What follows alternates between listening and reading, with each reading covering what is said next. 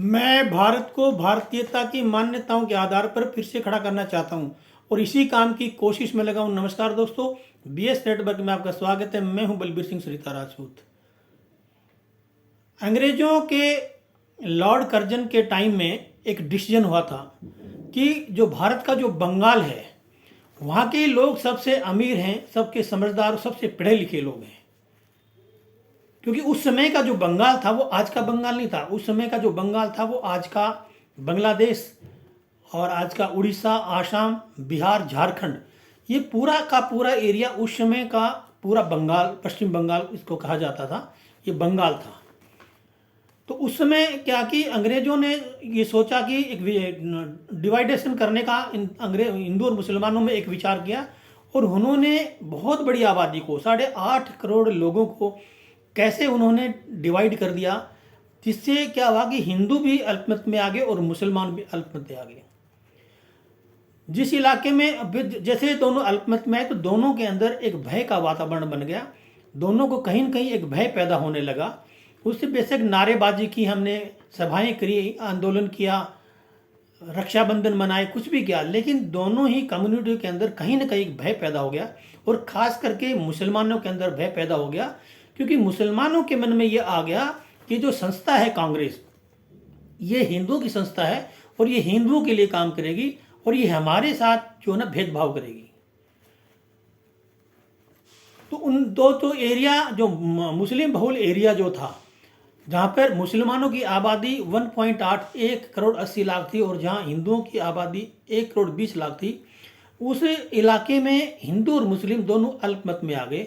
और वहाँ पे करजन ने खुद जा कर के 1906 में मुस्लिम लीग का जो है ना गठन करवा दिया। और जैसे ही मुस्लिम लीग का गठन हुआ तो लोगों के अंदर जो ना विचारों में फ़र्क आने लगा। हिंदू, मुसलमान या कुछ और भी जो लोग थे, सभी जो कांग्रेस के जो नेता थे, उनमें उनके विचारों में ना एक फ़र्क आने लगा। तो उन विचारों में फ़र्क आने से क्या हुआ कि कांग्रेस 2 गुटों में बट गई। कांग्रेस में जब 2 गुट बट गई तो 2 दल बन गए उनके, एक नरम दल, एक गरम दल। नरम दल जो था वो कुछ चाहता था और गरम दल कुछ चाहता था। नरम दल का सोचना कुछ और था और गरम दल का कुछ सोचना और था। क्योंकि 1905 में बंगाल का विभाजन तो हो गया था। अब मैं ये पूरी घटना है 1905 और 1906 की। जब 1905 में जब ये विचार जन्म लिया, जब 2 गुटों में कांग्रेस बटी, तो एक बन गया नरमपंथी और एक बन गया गरमपंथी। नरमपंथियों का मानना था कि जो अंग्रेज जो शासन कर रहे हैं वो जो सही कर रहे हैं, वो ईमानदार हैं और हमारा भला चाहते हैं। उधर दूसरी तरफ गरम दल का मानना था ये खाली छल कपट कर रहे हैं इंडिया वालों के साथ में, ये लोगों को भड़का करके, लड़ा झगड़ा करके हिंदू मुसलमान में फूट डालने का काम कर रहे हैं और ये देश का विभाजन करने की बात करते हैं। तो दोनों के विचारों में जो ना मतभेद होने लगा नरमपंथियों और गर्मपंथियों के अंदर। गर्मपंथी चाहते थे कि गर्मपंथियों की 3 मांग थी: स्वदेशी, स्वराज और पूर्ण स्वराज। लेकिन उधर दूसरी तरफ नरम दल के चाहते कि जो हो रहा है, जो कांग्रेस कर रहे हैं वो सही कर रहे हैं। जब भी आगे चल के कांग्रेस हमारे लिए अच्छा काम करेगी और ये हमें बड़े बड़े नौकरियां देगी, बड़े बड़े पदों पर भी आसीन करेगी, ये करेगी, विधान मंडल में भी हमें जगह देगी, ये देगी। लेकिन गरम दल के जो लोग थे वो बोलते थे ये कुछ नहीं करेंगे, ये सिर्फ हिंदू मुसलमान में झगड़ा करवाएगी और भेदभाव डाल के देश के टुकड़े करने का काम करेगी, इसके अलावा कुछ नहीं करेगी। जब इतना भेदभाव जब होने लगा, जब हो गया, तो 2 गुट जब बन गए तो अब बात आई कि एक अधिवेशन होना था। अधिवेशन के अंदर जब होना था तो एक वो बनना था, अध्यक्ष बनने थे। तो नरम दल के जो गुट था नरम दल का, वो चाहता था कि हमारा अध्यक्ष बने और गरम दल वाले थे वो चाहते थे हमारा अध्यक्ष बने। तो इस बात को लेकर के नरम दल वालों ने एक अपना नेता अध्यक्ष के लिए मनोनीत किया, रास बिहारी घोष। और उधर दूसरी तरफ गरम दल के जो नेता थी उन्होंने अपने 2 नाम घोषित कर दिए, लाला लाजपत राय और बाल गंगाधर तिलक। जब ये दोनों का होगा तो नरम दल वालों ने बड़ा दिमाग लगाया कि ये इनमें से हमारा जो नेता है रास बिहारी घोष, इसकी तो ये जो गरम दल वाले हैं ये इसका विरोध कर सकते हैं, मगर हमको जो है ना ऐसा नेता इनके सामने लाएं ताकि जिसका ये विरोध ना कर सके। तो उन्होंने बड़ी चतुराई से रास बिहारी घोष को साइड करके इन्होंने एक नया नाम ले आए, जो देश के बहुत पुराने और बहुत फेमस नेता थे, जिसका नाम था दादा भाई नारोजी। जैसे ही दादा भाई नारोजी का नाम आया तो गर्म दल वाले ने सोचा, जब दादा भाई नारोजी की कोई बात टालता नहीं था, वो बहुत बहुत मार्क्स लीडर थे उस समय कांग्रेस के, बहुत जानी मानी हस्ती थी, बहुत बड़ी हस्ती थी, भारत की राजनीति के पितामह कहे जाते थे दादा भाई नारोजी। इतने ग्रेट दिमाग के व्यक्ति थे, जो अंग्रेजों की लोकसभा में बैठने वाले पहले भारतीय व्यक्ति हैं जो अंग्रेजों की हाउस ऑफ कॉमन में बैठे थे। 1867 में इंडिया की नेशनल इनकम की काउंटिंग की थी दादो भाई नौरोजी ने। ये आदमी है जिसने इंडिया में एक के लोगों को जागृत करने के लिए, जगाने के लिए एक किताब लिखी थी। किताब का नाम था the poverty and un British rule in India. तो ये इतनी बड़ी हस्ती थी कि इनका विरोध कोई करेगा ही नहीं, और इसका फायदा उठाया नरम दल के लोगों ने, क्योंकि दादा भाई नारोजी की उम्र इतनी हो गई थी कि इस उम्र में के हिसाब से अध्यक्ष नहीं बना जा सकता था, क्योंकि 80 के लगभग दादा भाई नारोजी का जन्म 1825 में हुआ था और इनकी मृत्यु शायद 1917 में हो गई थी। तो जब 1906 का जब ये अधिवेशन हुआ, जब दादा भाई नारोजी का जब नाम अध्यक्ष पद के दिया गया, तो उस समय दादा भाई की उम्र काफ़ी हो गई थी, 80 प्लस हो गए थे। तो इतनी उम्र के आदमी के अंदर एक्टिविटी कम हो जाती है, तो अध्यक्ष बनाना उचित नहीं था। वो संरक्षण तो हो सकता है, लेकिन फिर भी इस कंपटीशन को तोड़ने के लिए नरम दल के लोगों ने दादा भाई नारोजी का नाम अध्यक्ष पद के लिए दे दिया। उसके बाद में इन्होंने नरम दल के जो दल था, इन्होंने रास बिहारी और का नाम दिया, और गर्म दल वाले ने लाला लाजपत राय इनका नाम दिया। ये कंपटीशन में आ गए दोनों अध्यक्ष पद के लिए। जब कंपटीशन में आ गए, तो जब इन्होंने जब दिमाग लगाया, दादा भाई नारोजी को लाया, तो कंपटीशन का जो मन था वो अपने आप खत्म हो गया, क्योंकि गर्म दल के जो लोग थे वो दादा भाई नारोजी की बहुत इज्जत करते थे, क्योंकि दादा भाई नारोजी उस समय के कांग्रेस के बहुत बड़े लीडर थे, मार्क्स लीडर हुआ करते थे। तो इसलिए वो चीज़ें जो है ना वहाँ पे चल नहीं पाई। उसके बाद में 1900 दादा साहब जो है ना अध्यक्ष बन गए, तो 1906 में जो है ना बैठक लेते हैं दादा भाई नारोजी। 1906 कलकत्ता में एक अधिवेशन होता है, और उसमें उसके अध्यक्ष थे उस समय दादा भाई नारोजी बन गए थे 1906 में। तो दादा भाई नारोजी को अध्यक्ष बना दिया गया। अध्यक्ष तो बन गए, लेकिन गर्म दल के जो नेता थे वो दादा भाई नारोजी अध्यक्ष बन गए, ये तो ठीक है, वो तो उनको समझ में आ गई, लेकिन वो भी हाथ पाथ धर के बैठने वाले नहीं थे।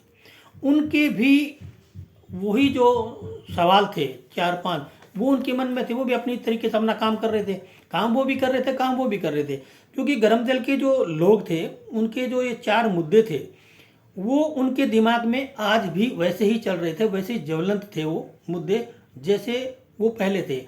चाहे अध्यक्ष दादा भाई नारोजी बनता, चाहे लाला लाजपत राय बनता, चाहे लोकमान्य बाल गंगाधर तिलक बनता, लेकिन उनके जो मुद्दे थे वो मुद्दे क्रांतिकारी मुद्दे थे। उनके विचार दो थे गर्म दल वालों के, उनके विचार क्रांतिकारी विचार थे।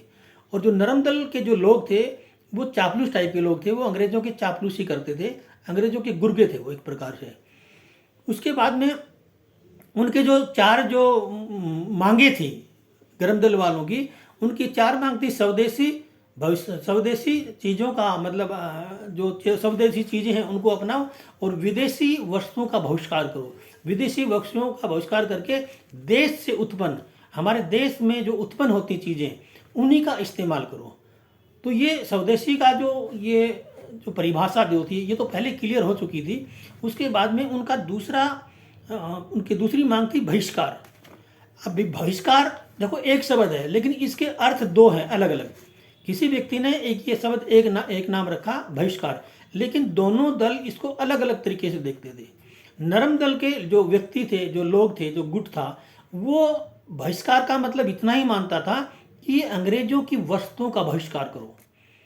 लेकिन जो गर्म दल के जो लीडर थे वो मानते थे नहीं, खाली इनकी वस्तुओं का बहिष्कार नहीं करना है, अंग्रेजों की स्कूल जितनी है उनका बहिष्कार करो, कॉलेज है उनका बहिष्कार करो, इनकी न्यायालयों में जाना बंद करो, इनके जितने भी कोर्ट कचहरी, जितने भी सरकारी संस्थाएं जो अंग्रेजों के द्वारा चलाई जाती इन सब का बहिष्कार करो। तब इन्होंने कहा नरम दल वालों ने, क्या तुम्हारा दिमाग खराब हो गया है? कैसे करोगे? क्या है तुम्हारे पास में? तुम्हारी क्या प्लानिंग है? तुम कैसे देश को चलाओगे? गर्म दल वालों ने कहे कि हम देश कैसे भी चलाएं या ना चलाएं, हमें इनको मार के भगाना है अंग्रेजों को किसी भी कीमत पे, इनको हिंदुस्तान में नहीं रहने देना है। उधर नरम दल के लोग जो थे वो अंग्रेजों के पक्ष में थे कि अंग्रेज, आज आपको ऐसा लग रहा है, ये गर्म दल वालों को बोलते थे नरम दल वाले, कि आज आपको लग रहा है लेकिन आगे आने वाले समय में अंग्रेज भारत के लिए बहुत कुछ करेंगे, हमें ये विधानमंडलों में भी जगह देंगे, नौकरियों में भी जगह देंगे, और राजनीति में ऊंचे पदों पर और नौकरियों में उच्च उच्च पदों पर भी हमको जो है आसीन करेंगे। लेकिन उधर गर्म दल वाले कहते हैं कि ये तुम्हारा भ्रम है, ये अंग्रेज सिर्फ हमारे देश में लड़ाई झगड़ा करके और देश में फूट डालने के अलावा अंग्रेज और कोई काम नहीं करेंगे। इन दोनों गुटों में भी सिर्फ यही बहस चलती रही थी। तीसरा इनकी जो मांग थी गर्म दल वालों की थी राष्ट्रीय शिक्षा नीति। उनका मानना था कि ये जो देश के अंदर, जो हमारे देश में राष्ट्रीय शिक्षा पढ़ाई जाए, क्योंकि ये देश जो है, इंडिया, भारत जो है, पीछे का अगर हम इतिहास देखते हैं तो ये भारत वाकई में एक विश्व गुरु था। उस समय की अगर हड़प्पा की सभ्यता को देखते हैं तो उस समय की जो हमारी शहरीकरण थी, हड़प्पा के ज़माने में, वैदिक काल के अंदर, उस समय जो शहरीकरण होता था, शहरों को बसाने का उनका जो तरीका था, उनकी जो तकनीक थी, वो आज वो तकनीक नहीं है जो तकनीक हड़प्पा के टाइम में थी। हड़प्पा में जितनी भी सभ्यताओं ने जन्म लिया है हमारे देश में, वो वैदिक काल में लिया है। उस समय की शहर बसाने की तकनीक किसी थी, जल को निकासी की तकनीक जो थी, जो ड्रेनेज वगैरह थी, जो पानी निकालने की जो निकासियाँ थी, उनका जो किस प्रकार से वो करते थे, वो जो तकनीक थी हड़प्पा सभ्यता के अंदर, वैदिक काल के अंदर, वो आज नहीं है आज के युग के अंदर। तो ये गर्म दल वाले चाहते थे कि हमें सिर्फ अपने देश की शिक्षा पढ़नी है, हम क्यों अंग्रेजों की गुलामी वाली शिक्षा पढ़ें, हम अंग्रेजों की गुलामी वाली शिक्षा नहीं पढ़ना चाहते हैं, तो हम पर जबरदस्ती क्यों थोपा जा रहा है। उधर नरम दल वाले कहते थे कि आप लोग पागल हो गए हैं, आप क्या करेंगे, कैसे देश को चलाएंगे, कैसे नहीं चलाएंगे, आपके पास कुछ नहीं है, आपकी क्या रणनीति है। तब ये गर्म दल वाले कहते थे कि कैसी रणनीति है या नहीं है, हम देश कैसे चलाएंगे, ये बात की बात है, लेकिन फिलहाल तो इन अंग्रेजों को देश से बाहर निकाल के फेंकना है। चौथी इनकी मांग थी स्वराज, अपना राज्य। हमें अंग्रेजों के अधीन, अंग्रेजों की गुलामी सहन नहीं करनी है, हमें अंग्रेजों के अधीन नहीं रहना है, हमें अंग्रेजों की शासन व्यवस्था के अधीन काम नहीं करना है, ना उनकी यहाँ नौकरी करनी है, ना उनके साथ राजनीति करनी है। हमने अपने राज्य में अपना स्वराज्य, अपना देश बनाना है, अपने देश का तंत्र बनाना है। इसी बात पे इन लोगों का जो है ये होता था। लेकिन जब ये बैठक हुई थी 1906 में, जब उस समय दादा भाई नारोजी ने स्वराज जो शब्द है उसका इस्तेमाल इसमें अपने भाषण में किया था। इसमें भाषण में किया था तो नरमपंथी मानते थे कि आज जो अंग्रेज हैं वो अजेता है, वो कभी हारने वाले नहीं है। लेकिन जब दादा भाई नारोजी ने जब इसका इस्तेमाल किया, इस शब्द का, स्वराज्य का, जब स्वराज्य का जब इसका इस्तेमाल किया तो काफ़ी जो है ना, जो लीडर थे उस समय नरम दल के, उनको भी बड़ा अचंभित हुआ, क्योंकि उन्होंने ये शब्द बोल दिया था। क्योंकि कहीं न कहीं दादा भाई नारोजी का जो मन था, उनके दिल में भी यही गूंज रहा था कि देश पूरा स्वराज्य बने। और ये जो शिक्षा पद्धति जो थी हमारी उस समय की, ऐसे नहीं कि अंग्रेजों के आने के बाद में हमारे स्कूल कॉलेज खुले तो पढ़ा है, हमारे देश के लोग शिक्षित हुए हैं, पढ़े लिखे हुए हैं। हमारे देश के अंदर वैदिक काल से ही शिक्षा पद्धति हमारे देश की बहुत अव्वल दर्जे की रही है। हमारे देश का एक गणितज्ञ हुआ है जिसका नाम था आर्यभट्ट, ये भारत से ही है, ये कोई ब्रिटिश से या लंदन से नहीं आए थे। तो अंग्रेजों के आने से पहले हमारा भारत पूरी तरह से सक्षम था।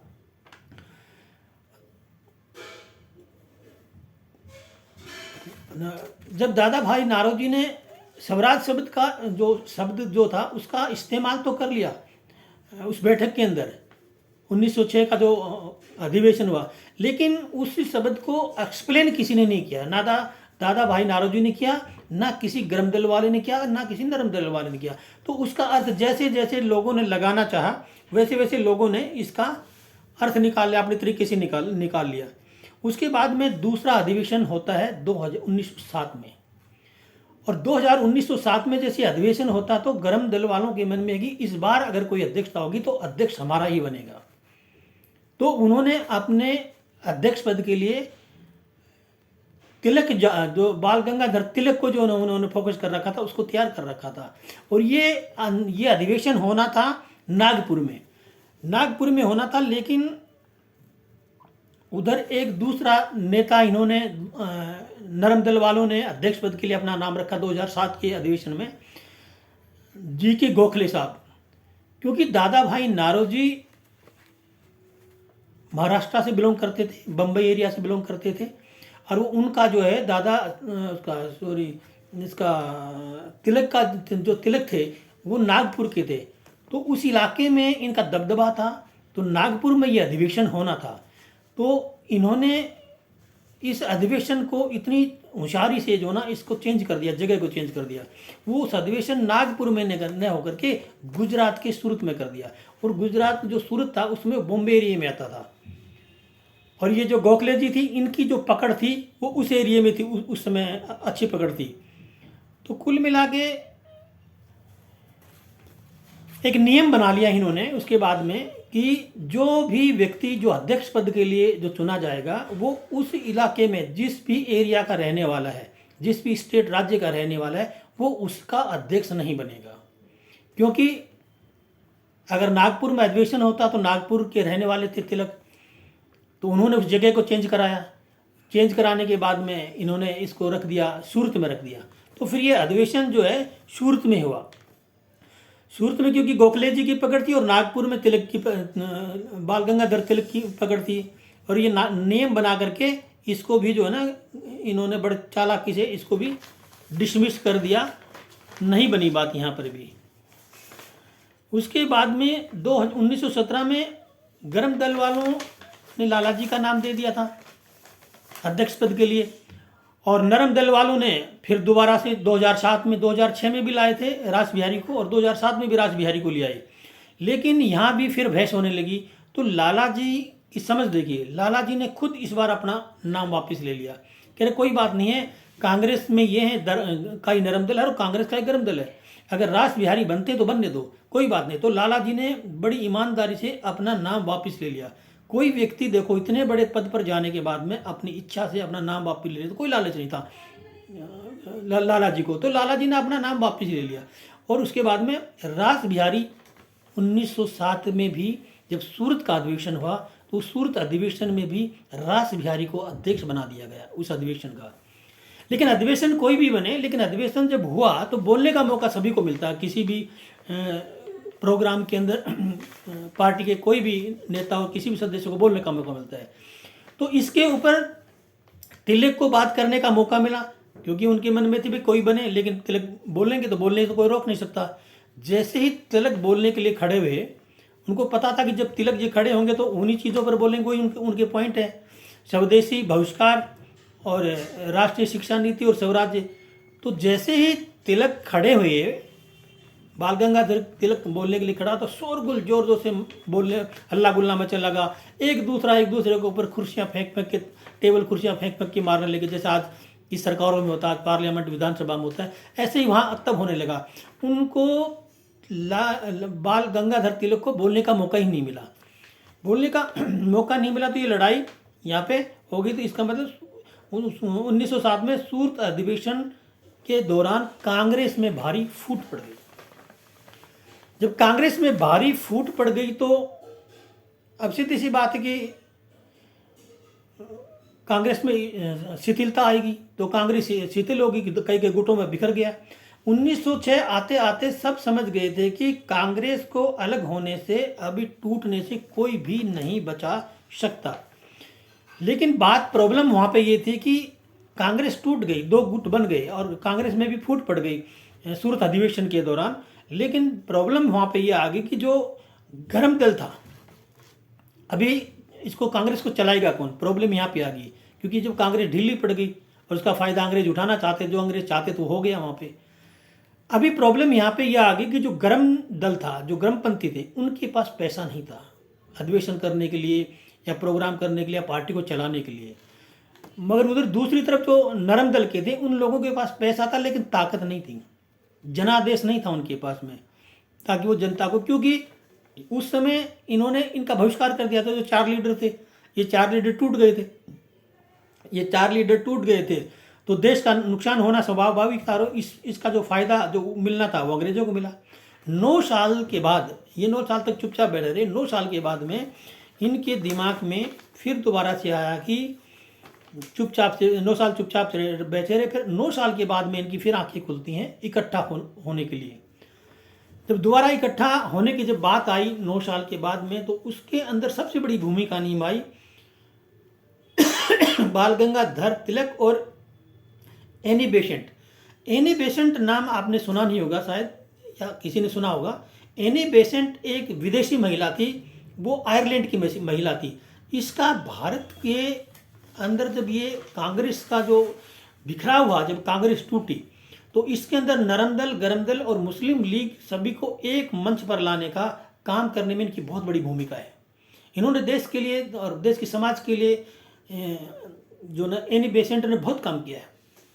इनका कभी फिर कोई और चैप्टर आएगा तो मैं इस पर भी एक वीडियो बनाऊंगा, एनी बेसेंट का भारत की राजनीति में और भारत के समाज में क्या योगदान रहा है। ये मूल रूप से आयरलैंड की रहने वाली थी, भारत की नहीं थी, लेकिन भारत की राजनीति में और भारत की समाज सेवा में इनका योगदान बहुत रहा है। ये कभी एक स्पेशल वीडियो बनाऊंगा एनी बेसेंट के ऊपर।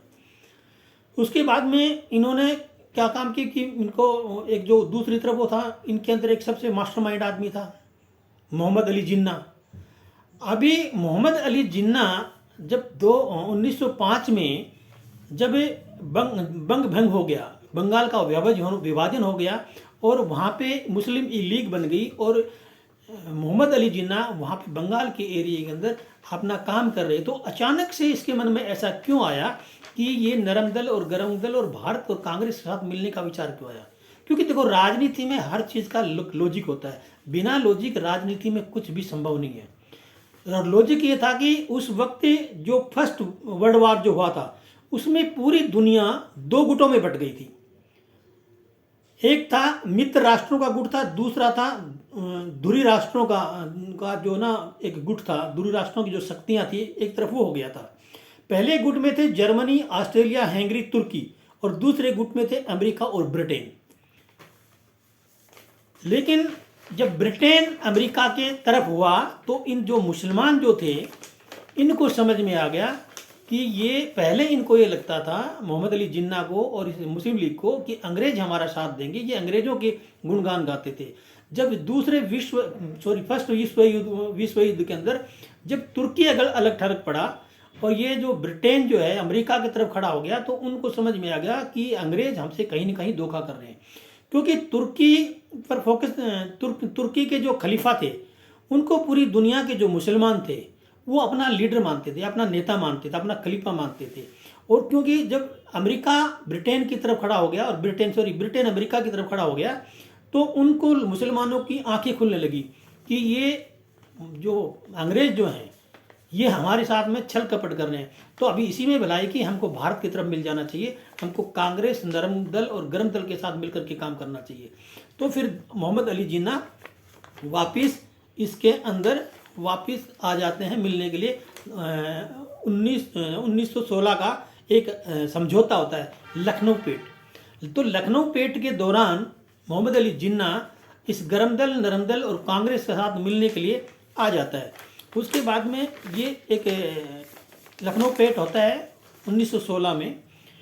1916 में एक सुधार आया। 1909 में अंग्रेजों ने एक सुधार लाए थे जिसका नाम था मार्ले मिंटो सुधार।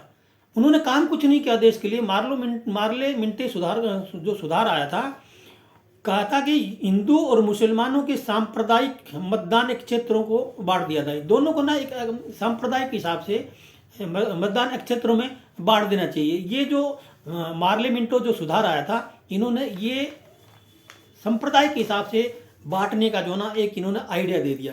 तो यहाँ पे सीधी सी बात है, ये सांप्रदाय के आधार पर जो ना बांट दो। हम इंडियन वाले तो वो इस समझौते को मान गए। उनका जो सुधार समझौता था मार्ले और मिंटो मार्ले का, उसको हमने एक्सेप्ट कर लिया 1916 में। 1909 में ये आया था, 1909 में हमने नहीं माना। लेकिन दुर्भाग्य से 1916 में जब लखनऊ पेट हुआ, लखनऊ समझौता हुआ, उसमें हम भारतीयों ने ये मान लिया कि ठीक है, ये मुसलमान जो है जिस इलाके में अल्पमत में है, उनको अल्पमत के हिसाब से इनको जो है आरक्षण दे दिया जाए। इनको आरक्षण दे दिया जाए और यहीं से एक बीज बो दिया 2 राष्ट्रों के बीच में। और इस तरह 2 राष्ट्रों की बीच की खाई, 2 राष्ट्रों को बनने का जो ये पैतरा जो ना यहाँ से इस्तेमाल हुआ। और इसी 1916 के लखनऊ समझौते के जो अध्यक्षता जो कर रहे थे वो थे अंबिका चरण मजूमदार। अंबिका चरण मजूमदार इनके अध्यक्ष थे।